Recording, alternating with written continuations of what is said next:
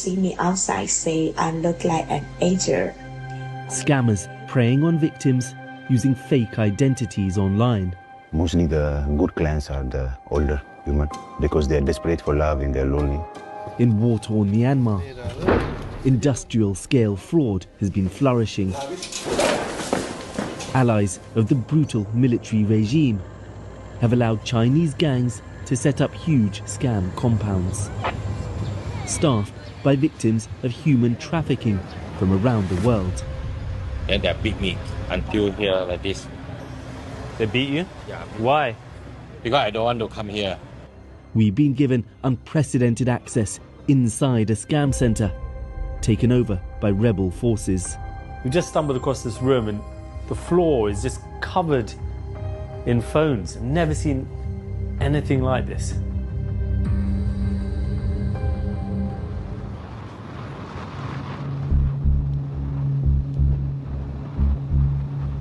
We've just crossed secretly into eastern Myanmar, alongside fighters from the Karen National Union. We're heading for territory they've just captured from a militia allied to the country's ruling junta. They're bringing us to the dark heart of one of the world's most lucrative and ruthless criminal enterprises.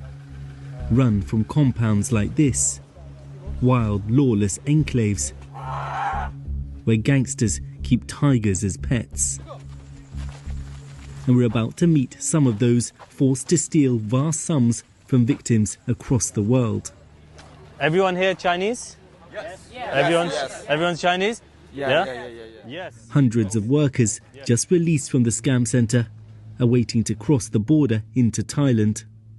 We would like to talk to you about your experiences here and the treatment you faced here.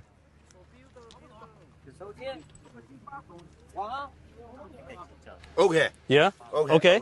Okay. Did you come here because you wanted to take part in the scams or because you were tricked? 是的，我们是因为在中国看到高薪工作，然后被骗过来了。到了这边之后，受到非人的折磨，每天被打。Who was beaten? Who has any proof that they were tortured? Does anyone have any marks on their body? 来，兄弟们，现在有没有就是身上有伤的，赶紧过来一个，来，快 ，come on。谁身上有伤往后说。Oh my God! Wow! 来，再来几个。What happened? Why? 为什么伤的？不愿意做。进来，蹦。 They shot you? Boom! 对，上一次可以回国的时候，然后被园区的人用棍儿打断了脚，不是枪。The men freed by the rebels are victims of what's been called cyber slavery. Tens of thousands of others remain trapped in Myanmar. The next day, we begin to explore the vast scam compound known as Shunda Park. Many of its 3,000 residents are still here, some willing scammers, many others trafficked. The windows of their dormitories covered by bars. It's a small, multicultural world of its own, with a supermarket and restaurants. A Bentley is parked outside. Now it's been taken over by these pro-democracy rebels. They say they want the world to see what's been happening here. This room was really at the heart of the scam operations here. You can see the huge number of computer monitors on the desks, as well as the hundreds, thousands of mobile phones, all used to commit fraud. They're now being collected by the rebel forces here. Of course, this is all a treasure trove of information for international investigators. Here are notes written by a scammer on how to have a convincing conversation with an American victim, talking about sharing photos of your breakfast, but making sure to remember Starbucks serves a variety of coffees. This was where they created fake identities and pretended to form romantic relationships online, only to con victims into making fake cryptocurrency investments. Here is a mock-up of a living room used for video calls with victims. either with models or AI, and everything is fake, even down to the books on the bookshelf. Your word made me smile. Everyone who see me outside say I look like an angel. On the scammers' phones, we find videos and photos sent to victims recorded in these same rooms. You can do the same there. But many of the scammers are victims too. Karen officials have registered workers here from China, India, Kenya and a dozen other countries. They've moved them into the compound's nightclub, presumably for senior managers, as they wait to be sent back to Thailand. How long have you been here? Only 15 days. 15 days? Yes. Most, like Fatima from India, say they thought they'd be working legitimate jobs elsewhere, only to be forced into Myanmar and trapped. ये काम बिल्कुल अच्छा नहीं लगता हमें करना कि हमें नहीं पता था कि यहाँ पे ये काम है हमें बस ये बोला था तो जब हमने बोला कि हमने वापस जाना है तो इन्होंने बोला कि हमें हमारी जो हम आपको यहाँ तक लेके आए हैं वो खर्चा दो तब उन्होंने बोला था $3,000 जो कि हमारे पास नहीं था. It's like you have to put the details in here. When you are clients, you just...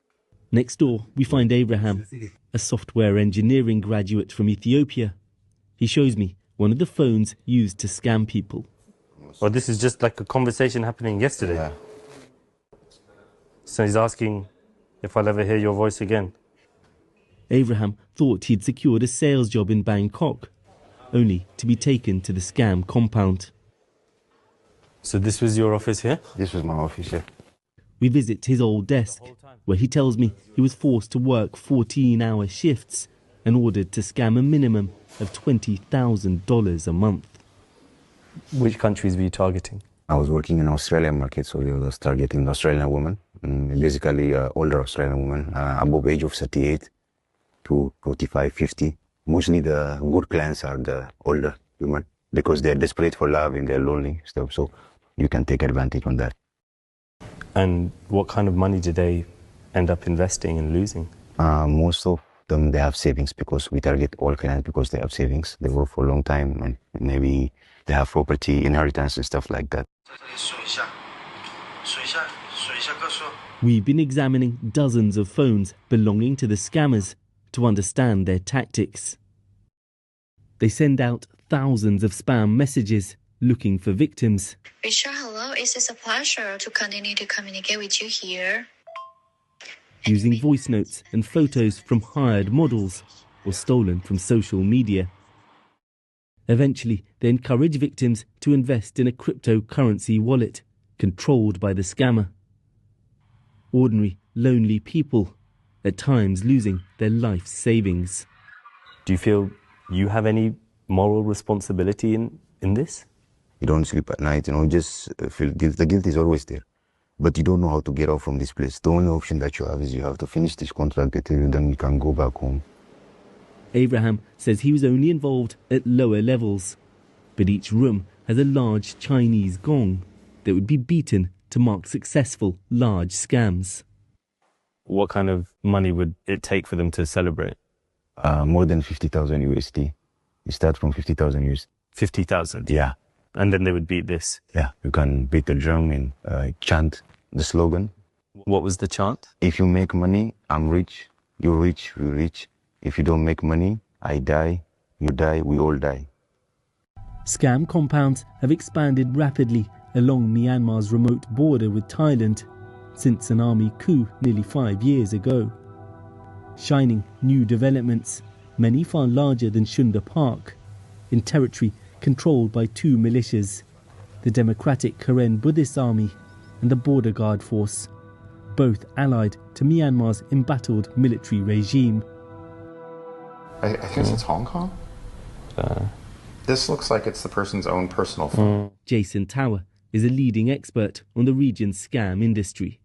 The short story is that the Myanmar military is behind all of this. I mean, the Myanmar military is the main entity through its border guard force that provides security to scam compounds in the country. And the military needs these border forces because they've already lost control of vast swathes of the country. That's exactly it. And even if the Myanmar military, wanted to go in and do something about the scam centers, the fact of the matter is that these border guard force units stay loyal to the Myanmar military because they have multi-billion-dollar illicit businesses that incentivize them to do that. Back at the Shunda Park compound, Myanmar's military is trying to regain control of the area from the rebels. The army controls less than half the country, but in recent months has been advancing. Ahead of elections, it hopes will grant them some degree of international legitimacy, even though it's clear the vote will neither be free nor fair. As part of its PR campaign, the military has launched its own crackdown on a number of scam centres, blowing up several buildings. But analysts and the rebels say it's just for show. What's the difference between what you're doing here and what Myanmar's military is doing in the scam compounds they say they've been cracking down on? The clue one year, pay our pay with you walking out do granny. Let me has a granny, she will show it talot, but could do that. We money while it already do granny 1 year. Or again, Captain Soko helped lead the assault on the scam compound and says the Chinese gang leaders offered them large bribes to let them go. Đó đủ nào cái bữa tụi lúa, bởi vì tụi lúa đi đào vào mặt đào bể chơi vô đàn này, bởi cái kia nhiều đào rồi khao vô đàn này, bởi vì tụi lúa này đào bể chơi, tụi mình lấy huy cái tí là ba, cái mà cái hao còn này, tức là chọt hơi đào vào lấy mặt đào bể chơi cái tụi này. Shunda Park's residents are leaving, heading to Thailand from where they'll be deported. Some don't want to go, hoping to earn more through scamming elsewhere in Myanmar. So many others came from across the global south, looking to provide for families back home, only to find themselves trapped in a nightmare in which they prey upon others. And since our filming, the ordeal is still not over for all of those working in the scam compound. We've been told that there are over 100 people waiting on the riverbank for permission from Thai authorities to cross over. They've been there for 5 days now, with fighting between the military and rebels.